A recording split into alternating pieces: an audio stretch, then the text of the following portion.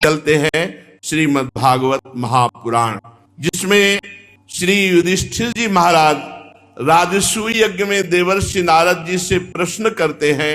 उस प्रश्न में ब्रह्मचर्य आश्रम का, ब्राह्मण क्षत्रिय वैश्य और चतुर्वर्ण और ब्रह्मचर्य गृहस्थ वानप्रस्थ संन्यास, इन सब आश्रमों का यथावत वर्णन किया। श्री युधिष्ठिर जी ने प्रश्न किया कि हम यति धर्म को और सुनना चाहते हैं। नारद जी कहते हैं कि जो यति है उसको केवल शरीर का परिग्रह लेना चाहिए। परिग्रह में केवल शरीर रूपी वस्तु, शरीर के अतिरिक्त और सब कुछ छोड़ देना चाहिए। संन्यास धर्म यहां से प्रारंभ होता है। जब संन्यास दिया जाता है तो बड़ी कारुणिक स्थिति होती है। दिगंबर करा दिया जाता है, नंग धड़ंग, और गंगा जी में खड़ा किया जाता है।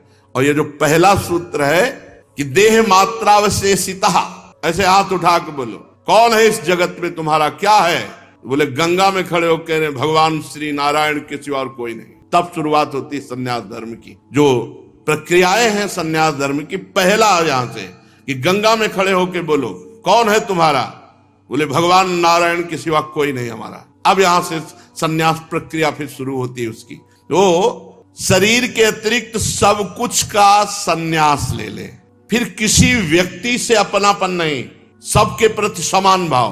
यानी कि घर वालों को देखा तो खिल गए, इसका मतलब तुम झूठ बोले थे गंगा में खड़े होके कि तुम्हारा कोई नहीं, तो अब कौन है तुम्हारा निकल आया संसार में? अब कौन निकल आया? ये बहुत कठिन है, बहुत कठिन है। विरक्त संन्यास ये बहुत कठिन है। गुरु कृपा से जिस दिन से घर से निकले थे उस दिन के बाद कभी एक कवल भोजन नहीं किया, कभी एक रात नहीं रुके। संन्यास के बाद कभी जिंदगी में दोबारा उस क्षेत्र में नहीं गए।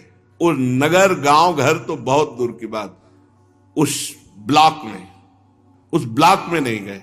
पूरा जीवन हो गया। किसी भी व्यक्ति से घर वालों को पता भी नहीं रहा जिंदा है कि मरे कुछ समय के बाद। जब हमारी यात्रा गंगा किनारे की, ये तो वृंदावन में पता चला उनको कि हाँ है, नहीं तो पीछे गंगा की यात्रा, काशी की वास, यह कहीं किसी का कोई फोन की सृष्टि तो बहुत कम समय में हुई है। और गंगा किनारे कहाँ फोन, कौन फोन? किसी भी व्यक्ति से अपनापन नहीं। सन्यासी का पहला लक्षण, किसी भी व्यक्ति से अपनापन नहीं, किसी वस्तु से अपनापन नहीं, किसी स्थान से अपनापन नहीं। गुरु कृपा से ऐसा ही सन्यास धर्म, भगवान की बड़ी विशेष कृपा रही कि कभी झोला नहीं रहा कि उसमें 2-4 अचला रखे हैं। एक अचला पहने, एक लंगोटी पहने हैं, एक कमर में लंगोटी वे, और यहां एक अचला ऊपर नहीं, एक ही अचला, 2 लंगोटी और एक कमंडल, बस। सर्दी गर्मी बरसात वैसे ही एक स्थिति में रहना। संन्यास धर्म बड़ा कठोर धर्म है। हम कभी रोए हों ऐसा कभी नहीं, कभी भाव आ गए और रो गए, कभी ऐसा नहीं हुआ, कभी नहीं। किसके प्रति रोए? कभी ऐसा नहीं है। एक गांव में एक रात ठहरने का नियम लेकर विचरण करें। पूरे गंगा किनारे भ्रमण में एक बार एक गांव में गए थे। वर्षा हो रही थी, सर्दी का समय था, शरीर एकदम सांवला पड़ गया कि अब लगा कि रात्रि काटने के लिए कुछ गर्म जगह चाहिए, नहीं तो हो सकता है कि अब हम कल सुबह चल ना पावे। एकदम शीतल, वो जब सर्दी का समय। तो एक गांव में गए कि डर लगता था, क्योंकि जवान शरीर है और बनावट ऐसी शरीर की थी कि कोई विश्वास नहीं मानेगा कि महात्मा है या बनावटी है, नाटक है। अब 23, 24, 25 की अवस्था कौन रखेगा अपने दरवाजे पे?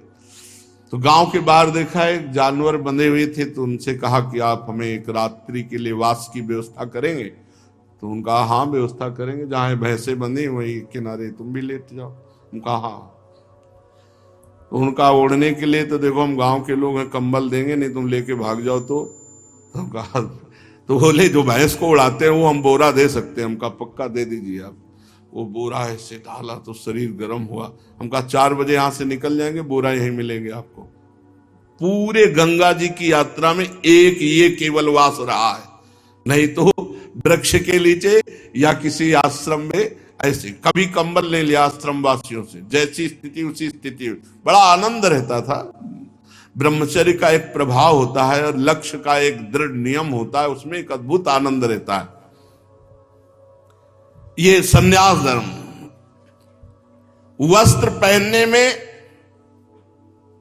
केवल लंगोटी और उसके ऊपर ढकने के लिए, कौपीन के ऊपर ढकने के लिए थोड़ा सा वस्त्र, जिससे गुप्त अंग ढक जाए, इसके अलावा कोई कपड़े न रखे सन्यासी के लिए।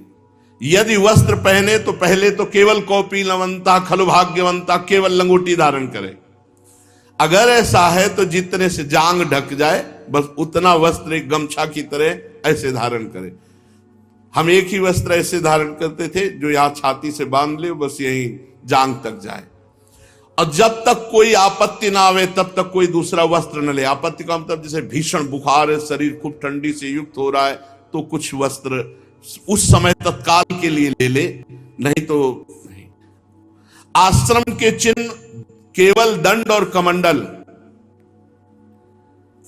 आश्रम के चिन्हों को तब तक धारण करे जब तक अवधूत स्थिति नहीं आती, नहीं वो भी जैसे उड़िया बाबा ने दंड भी गंगा जी में विसर्जित कर दिया। सन्यासी को चाहिए कुछ भी संग्रह परिग्रह नहीं। देखो इसमें लिखा है वह कोई भी वस्तु संग्रह न करे। संग्रह के लिए बस पेट ही है, जो मिला डाल लिया, नहीं मिला तो नहीं मिला, कल के लिए क्यों रखे, परसों के क्यों। इतनी हरितिकी का टुकड़ा रखने के कारण महाप्रभु चैतन्य देव ने अपनी सेवा में जो थे उनसे कहा चलो गृहस्थी में जाओ, तुम विरक्ति सन्यास के लायक नहीं हो। एक हरितिकी का टुकड़ा जो महाप्रभु भोजन प्रसाद पाने के बाद मुख शुद्धि के लिए हर का टुकड़ा ऐसे वो रख लिया महाप्रभु के लिए। महाप्रभु ने कहा चलो तुम ब्याह करो, घर गृहस्थी में रहो, त्याग सन्यास के योग्य नहीं। सन्यासी को चाहिए शांत, हर समय शांत, भगवत परायण, किसी भी व्यक्ति का आश्रय न ले। इसीलिए घाट का आश्रय लिया कि घाट में केवल महादेव जी का अधिकार, घाट में रह रहे जो महादेव जी व्यवस्था करेंगे वही। वर्षा होती तो जो मंदिर हैं खुले रहते छोटे छोटे उनके दरवाजे, बस उसी में लेट गए, नहीं तो बाहर घाट में। इस संपूर्ण विश्व को कार्य कारण से अतीत परमात्मा स्वरूप देखकर बस शांत अपनी आत्मा में रमण, बड़ा आनंद का मार्ग है। ऐसा ना समझे कि जैसे कहा जाता है कि बड़ा शुष्क मार्ग है, तो कभी स्वाद ही नहीं लिया तो जानो क्या ब्रह्मानंद। ब्रह्मानंद है, कितना आनंद है। शंकर सहज स्वरूप सम्हारा, तो लागी समाधि अखंड अपारा। अपार अखंड आनंद की समाधि लग गई। कोई साधारण मार्ग है? अब नहीं जानते हो तो कह दोगे कि बड़ा शुष्क मार्ग है। आत्मदर्शी सन्यासी जागरण और सुषुप्ति की अवस्था में रहे, जागरण और सुषुप्ति की संधि, न सोता हुआ न जागता हुआ, हर समय परमात्मा में स्थित, अपने स्वरूप में। भवबंधन से मुक्त होने के लिए जब सन्यास लिया गया तो केवल शरीर का परिग्रह, एक कौपीन, एक वस्त्र, कोई और परिग्रह नहीं, रखने के लिए कोई पात्र नहीं, पेट ही पात्र है। किसी व्यक्ति से बड़ा आनंद का मार्ग है, बड़ा आनंद का मार्ग है। सच्ची मानिए वो आनंद की लहरें जिसमें कई कई दिन भोजन न मिलने पर भी एक अद्भुत आनंद, वो देखा है। ना तो शरीर की पीड़ाओं का और न शरीर की वंदना का अभिनंदन, शरीर की पीड़ाओं की परवाह नहीं, कोई प्रणाम नमस्कार, बिल्कुल कहीं कोई उसका आदर ही नहीं। जीवन केवल परमात्मा स्वरूप। एक संत भगवान को देखा, वहां से और वैराग्य बढ़ा। ये कन्नौज की तरफ फतेहगढ़ के आगे घटिया घाट है, अब कुछ नाम परिवर्तन हो गया है। उस घाट में जब हम कुछ दिन रुके गंगा के किनारे, तो एक संत को देखा कि वो केवल एक पतली सी मार्किन और एक लंगोटी, एक से एक त्यागी मां, और सर्दी का समय। और हमें लगा कि यार हमारे जीवन को धिक्कार, हम अपने को त्यागी समझते हैं और ये वयोवृद्ध हैं और इतना त्याग। तो रात में महाराज जी यहाँ आश्रम में तो व्यवस्था, एक छोटा सा कंबल आप ओढ़ लीजिए, ऐसे मुस्कुराते, मौन, हड्डी हड्डी शरीर में, मार्किन केवल ओढ़े हर समय। अरे भजनानंदी महात्माओं की तो गंगा किनारे जैसे जीटी रोड में बड़ी बड़ी गाड़ियां चलती रहती है, ऐसे गंगा किनारा जीटी रोड है बड़े बड़े महापुरुषों का, एक से एक ब्रह्मबोध संपन्न महापुरुषों के दर्शन। बस फिर अंदर से लगा कि कमंडल फेंका, अचला फेंका, लंगोटी फेंका, दिगंबर। हम तो जवान हैं, ये तो वयोवृद्ध हैं। ऐसे काफी समय तक ऐसे ही। तब एक सच्चिदानंद स्वामी जी मिले, आओ, दिगंबर है ऐसे, पार्श्व में बैठा ला। बोले गुरु आज्ञा से वस्त्र का त्याग किया? उनका नहीं, स्वतः। अच्छा अच्छा अच्छा है, बड़े ज्ञानी महात्मा थे। तो वस्त्र का त्याग क्यों किया? जब शरीर ही नहीं है तो फिर वस्त्र की क्या? हाँ हाँ, यही बात। जब आप शरीर नहीं तो वस्त्र पहनने में आपको क्या परेशानी? इस शरीर में वस्त्र डाल लेने में क्या परेशानी? हमको कोई परेशानी नहीं। तो बोले लीजिए पहनिए। उसी समय से फिर तो भगवान का आदेश, क्योंकि आना इस मार्ग में था, नहीं तो इस दर की कोई संभावना ही नहीं थी, कोई संभावना नहीं थी। जो मार्ग चल रहा था संभावना नहीं, तो महादेव जी ऐसे मोड़ दिए और हरिवंश महाप्रभु ने पकड़ करके रस में, नहीं तो संभावना ही नहीं थी। ना तो शरीर की होने वाली पीड़ा या मृत्यु, ना शरीर की वंदना अभिनंदन, किसी से कोई मतलब नहीं। आत्मवस्तु का प्रतिपादन करने वाले शास्त्रों का स्वाध्याय केवल, और जीवन निर्वाह के लिए कोई प्रयत्न नहीं। एक गांव में अगर रुकना है तो एक रात, वो भी गांव के बाहर कोई मंदिर, पाठशाला या वृक्ष आदि के नीचे, एक गांव में भिक्षा कर ले। एक भिक्षा की कई पद्धतियां हैं। यदि पवित्र विचार वाला है, एक जगह बैठ करके पा लिया, या 5 घरों से मांग लिया, पर दोबारा उसके यहां फिर नहीं। बड़ा संन्यास धर्म का अब तो कोई बिरला ही, अब तो भिक्षावृत्ति नहीं रह गई। अब सब अपने धामों में, तीर्थों में, काशी आदि पुरियों में वास कर रहे हैं, क्योंकि अब समय नहीं रह गया है कि हम किनके घरों में भिक्षा लें। जीवन निर्वाह के लिए कोई प्रयास न करे। जीवन निर्वाह भगवान के द्वारा होगा। अपने विरक्त होकर जीवन निर्वाह के लिए व्यवस्था न करे, कोई व्यवस्था नहीं। और कई कई दिन भोजन न मिलने पर भी वो क्षोभ को प्राप्त न हो, प्रयत्न न करे कि चलो आज भिक्षा नहीं मिली या कहीं भी नहीं, एक बार मांग लिया, नहीं मिला, प्रारब्ध खत्म। बहुत सी मंडली न जुटावे, व्याख्यान न दे, बड़े बड़े कर्म का आरंभ न करे, ये सन्यासी के लिए निषेध है।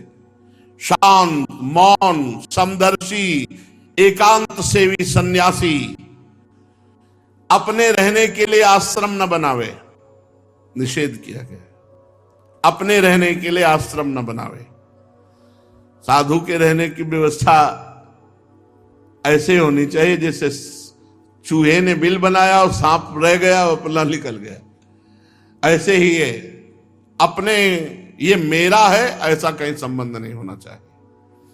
बस एक जैसे थोड़ी देर स्टेशन में बैठे हैं, बढ़िया है, लेकिन भैया जाना है, गाड़ी आएगी, अपनी गाड़ी में बैठेंगे, चले जाएंगे, हमारा कुछ नहीं स्टेशन में। ऐसे ही जीवन व्यतीत करना चाहिए। हमारा नहीं, अपना कुछ नहीं है, कहीं भी अपना नहीं। और गुरु कृपा से ऐसे ही जिस जगह रह रहे वो जगह नहीं हमारी, उसका बिल भी जिसका फ्लैट है आज भी भर रहा है, हर व्यवस्था कर रहा है। भगवान की कृपा से आज भी ऐसा नहीं कि प्रेमानंद मर गए, अंगूठा लगा लो यार, दस्तखत करवा लो, नहीं तो चला जाए, कुछ नहीं। जैसे घर से भगवान ने निकाला था आज भी वैसे ही है, कोई वस्तु हमारी नहीं है। हाँ, अब सत्संग है तो उन्होंने हाल बनवा दिया है और उसके लिए एक व्यवस्था कर दी, सत्संग कर लिए। वास है तो वास की व्यवस्था उन्होंने कर दी। अपना नहीं है कुछ, सरकारी कागज में कहीं भी प्रेमानंद नाम नहीं है, कहीं भी बैंक में कहीं भी नहीं है, और जीवन में कभी नहीं। इसे स्वीकार इसीलिए किया है कि भगवत कार्य हो रहा है तो चलो हाँ कर दो, लेकिन तुम चार मिल करके, हम कहीं नहीं है। और तुम्हारा ठेका हम लेते हैं, यदि आज्ञा के अनुसार धर्म के अनुसार चलोगे तो ना तुम्हें ये फंसा पाएगी ना माया फंसा पाएगी, न ये मेरी न ये तेरी, ये वृंदावन भूमि है, श्री जी की है, श्री जी का जस गाओ, चलो श्री जी के पास, इसके लिए व्यवस्था है। तो सन्यासी को चाहिए अपने रहने के लिए भी वो निर्माण की व्यवस्था ना करे, ऐसा शास्त्र आज्ञा करते हैं। और वो चाहे तो अपने आश्रम के सन्यास चिन्हों को छोड़ सकता है, शास्त्र आज्ञा कर रहा है। अगर वो चाहे तो सन्यास के चिन्ह ना यते आश्रम प्रायो धर्म हेतुर महात्मन शांतस्य समचित्तस्य बिर्भयादुत वा त्यजेत, वो अपने आश्रम चिन्हों को त्याग सकता है। उसके पास कोई आश्रम का चिन्ह ना हो, परंतु वो अपने आत्मानुसंधान में ही मगन रहे, व्यवहार में नहीं, एकांत। ऐसे भी सन्यासियों के दर्शन हुए। किसी भी तरह का आप जान ही नहीं सकते सन्यासी है, किसी भी तरह का कोई भी लक्षण। एक परमहंस जी रह रहे हैं अपने वृंदावन में, उनको बहुत वर्षों से तो हम ही जानते हैं। बनियान किसी के घर में सूख रही है तो अंगूछा किसी के घर में सूख रहा है, भोजन कहीं होगा तो शयन कहीं होगा, बाल भोग कहीं हुआ तो, और ये ब्रजवासियों के घर में रहते हैं, किसके घर में मिलेंगे ये कुछ पता नहीं। एक दो बार आए हैं, हितधाम में भी तो आए हैं। उच्च कोटि के जो महापुरुष होते हैं उनको समझना बड़ा मुश्किल। वो आश्रम के चिन्हों को धारण करे चाहे छोड़ दें, उनके पास कोई आश्रम का ना चिन्ह हो, पर वो आत्मानुसंधान में मगन रहे, व्यवहार प्रपंच में नहीं। अत्यंत विचारशील होने पर पागल जैसे दिखाई देने चाहिए, शास्त्र आज्ञा करता है। बहुत ज्ञानी होने पर भी पागलों जैसा व्यवहार होना चाहिए। और ऐसे बहुत से संत हमें काशी में मिले जो उच्च कोटि के ब्रह्म ज्ञानी, लेकिन व्यवहार ऐसा, लोग कुल्हड़ चाय पी के ऐसे ऊपर मार रहे हैं। देखा तो हमका गजब हो गया है, विश्वनाथ जी बड़ी विचित्र लीला है। वो ऐसे जा रहे नंग धड़क, ऐसे कुल्हड़ चाय पी के ऐसे फिर तालियां बजा रहे हैं ऐसे, और वो गंभीर मुद्रा में जा रहे हैं। अत्यंत प्रभावशील तपस्वी होने पर भी साधारण पुरुषों की दृष्टि में पागल और गूंगे से ज्यादा नहीं। ऐसी स्थिति दिखाओ कि पागल है, गूंगा है, बिल्कुल दिमाग नहीं, असाधारण प्रभाव, संकल्प कर ले तो एक क्षण में नष्ट हो जाए, असाधारण प्रभाव। युधिष्ठिर जी, इस विषय में महात्मा लोग एक प्राचीन इतिहास वर्णन करते हैं, वो परम अवधूत शिरोमणि दत्तात्रेय जी का और भक्तराज प्रहलाद का संवाद। एक बार भगवान के परम प्रेमी भक्त श्री प्रहलाद जी कुछ मंत्रियों के साथ लोगों के हृदय की बात जानने के लिए गुप्त रूप से विचरण कर रहे थे। पहले राजा लोग कुछ अपने निज अंग सेवियों को लेकर भेष बदल करके घूमते थे साधारण वेश में, समाज में क्या हो रहा है, क्या शासन शैली चल रही है, स्वयं राजा लोग ऐसे साधारण वेश में घूमते थे। तो घूम रहे थे तो देखा कि पृथ्वी पर एक अवधूत लेटे हुए हैं। पर प्रहलाद जी उच्च कोटि के महात्मा, दृष्टि गई तो बोले साधारण तो है नहीं, इनके नेत्रों की ज्योति बता रही कि कोई उच्च कोटि के हैं,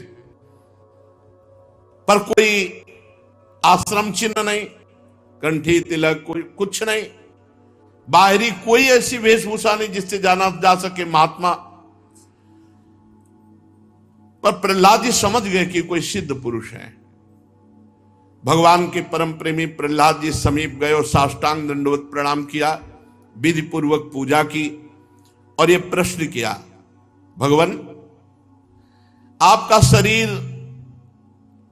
उद्योगी और भोगी पुरुषों के समान बहुत हष्ट पुष्ट है।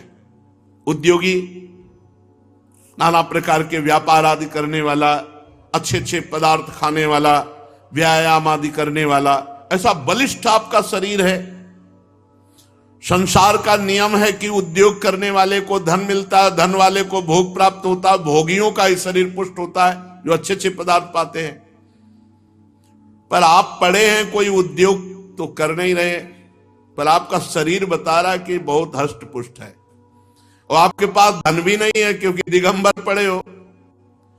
फिर भोग कहां से प्राप्त होंगे और बिना भोग के इतना स्वस्थ शरीर कैसे है आपका? यदि सुनने योग्य बात हो तो हमें बताओ। देखने में तो आप बड़े विद्वान, समर्थ और चतुर दिखाई देते हैं, बड़े अद्भुत आप हैं, पर आप पढ़े हुए हैं। देखने में आप लग रहे हैं कि आप कोई बहुत बड़े विद्वान ज्ञानी महात्मा हैं। आप पढ़े हुए हैं, इसका क्या कारण है? नारद जी कहते हैं, धर्मराज, जब प्रहलाद जी ने भगवान अवधूत शिरोमणि दत्तात्रेय जी से प्रश्न किया, तब दत्तात्रेय जी ने कहा, भक्तराज, श्रेष्ठ पुरुष तुम्हारा सम्मान करते हैं। सुनो, मनुष्यों की कर्मों की प्रवृत्ति और उनकी निवृत्ति का क्या फल मिलता है, ये तुम तो ज्ञान दृष्टि से जानते ही हो। देखो, तुम्हें क्या समझाना, अनन्य भक्ति के कारण देवादिदेव भगवान नारायण सदा तुम्हारे समीप रहते मैं देख रहा हूं। अवधूत शिरोमणि दत्तात्रेय जी कह रहे हैं, तुम्हारी अनन्य भक्ति से प्रभावित होकर कभी भगवान तुम्हारा साथ नहीं छोड़ते, हर समय भगवान नारायण तुम्हारे साथ है, ये मैं देख रहा हूं। जैसे सूर्य अंधकार को नष्ट कर देता है, ऐसे ही भगवान ने तुम्हारे अज्ञान का नाश कर दिया है, तभी पहचान पाए इतने बड़े महापुरुष को। प्रहलाद, मैंने जैसा कुछ जाना उसके अनुसार मैं तुम्हें उत्तर देता हूं। प्रहलाद, एक तृष्णा ऐसी वस्तु है जो भोगी पुरुषों में रहती है और कभी वो पूरी नहीं होती। तृष्णा कहते हैं भोगे हुए भोग को बार बार भोगने की इच्छा। हे प्रहलाद, तृष्णा एक ऐसी वस्तु है जो भोगी पुरुषों के पास रहती है, बार बार भोगने की इच्छा, और उसी तृष्णा के कारण जन्म मरण होता है और उसी तृष्णा के कारण लोग झुलस रहे हैं। चिंता, शोक, भय, उद्विग्न, जन्म, मृत्यु,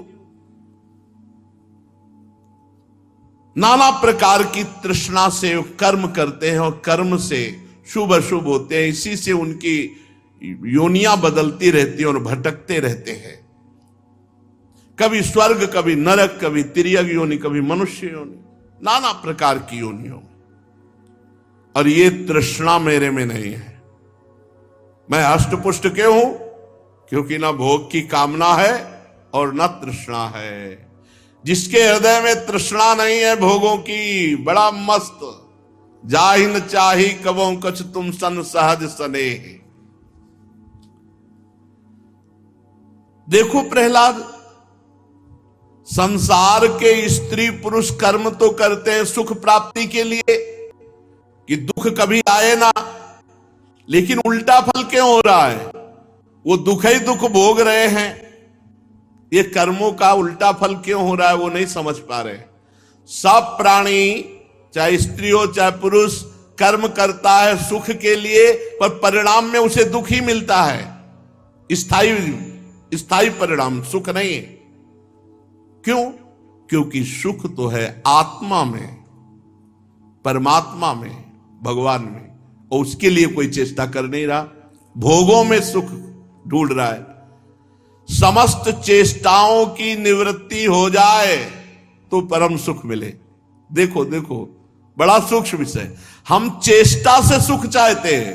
अवधूत जी कह रहे हैं कि जब समस्त चेष्टाओं की निवृत्ति हो जाती है तो आत्मस्वरूप आत्मानंद प्रकाशित हो जाता है। इसके लिए भोगों के मनोराज्य मात्र समझ करके भोगों का त्याग करना होता है, तृष्णा का त्याग करना होता है। मैं भोगों की तृष्णा और कामना से रहित होकर केवल शरीर का प्रारब्ध भोगता हूं और पड़ा रहता हूं। शरीर का जो प्रारब्ध है, मनुष्य अपने सच्चे स्वार्थ, वास्तविक सुख क्या है, वास्तविक सुख क्या है, सच्चा स्वार्थ क्या है, भगवान का भजन करना, अपने स्वरूप में स्थित हो जाना। सच्चे स्वार्थ को भूलकर मिथ्या द्वैत को सत्य मानकर भयंकर विचित्र जन्म मृत्यु के जंगल में फंस गया।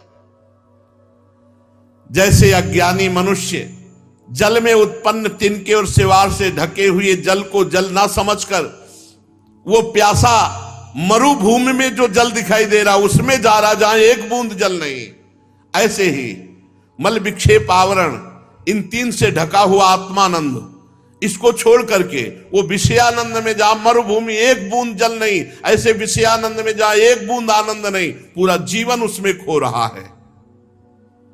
इसीलिए उसका जीवन व्यर्थ हो जाता है। मनुष्य सदा शारीरिक मानसिक दुखों से आक्रांत रहता है। उसका शरीर भी मरणशील है।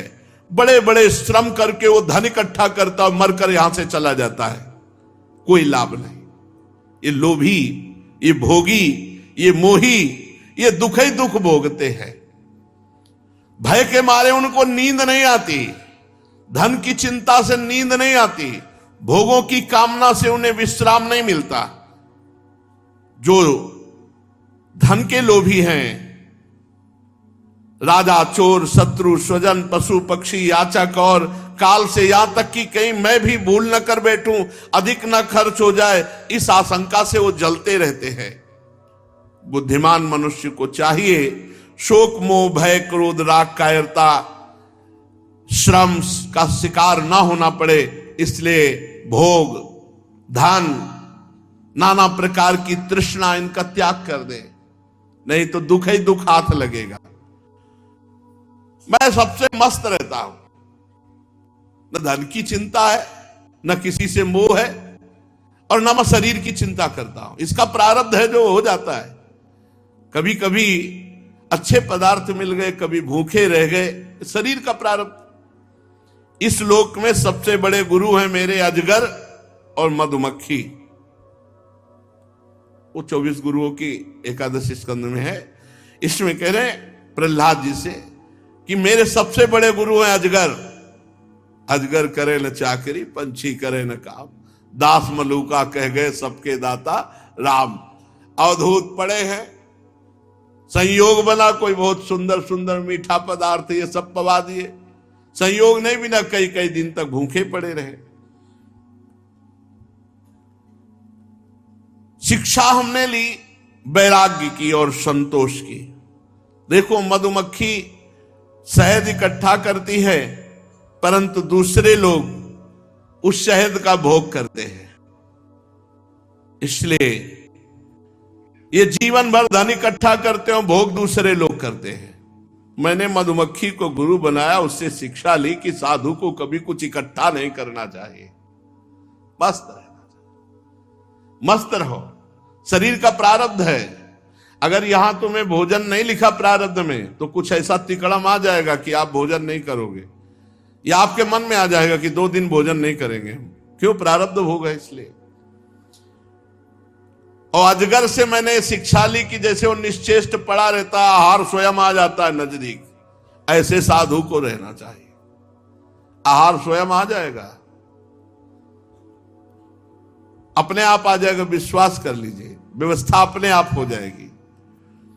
दैववश भगवान की प्रेरणा से साधु के पास जो थोड़ा अन्न आ जाए, सूखा आ जाए, नीरस आ जाए, बेस्वाद आ जाए, या बहुत गुणों से युक्त स्वादिष्ट आ जाए, बस पा लेना चाहिए। ये बहुत मस्ती का मार्ग है, बहुत मस्ती का। बाबा जी बनना बहुत मस्ती का मार्ग है, पर सही मार्ग हो तब। पाखंड और नाटक में तो जलते रहोगे फिर। कभी बड़ी श्रद्धा से कोई भोजन पवा देता है तो कभी बड़ी अश्रद्धा से पवा देता है। कभी कोई सम्मान करता है तो कभी अपमान। कभी कभी तो रात में भोजन मिल जाता है तो रात में पा लिया, कभी दिन में मिल जाता है दिन में पा लिया, कभी एक बार मिला तो एक बार पा लिया, कहीं कई दिन नहीं मिला तो कई दिन नहीं पाया। ये इस शरीर के मैं प्रारब्ध को देखता रहता हूं, दत्तात्रेय जी कहे। इसलिए कभी कोई आया रेशमी वस्त्र पहना गया, कभी कोई आया उसको उतार ले गया। हां, कभी कोई आया खवा दिया, कभी घास में पड़े हैं, कभी पृथ्वी में पड़े हैं, कभी राख की ढेर पे भी पड़े हैं, तो कभी राजाओं के महलों में भी पड़े हैं।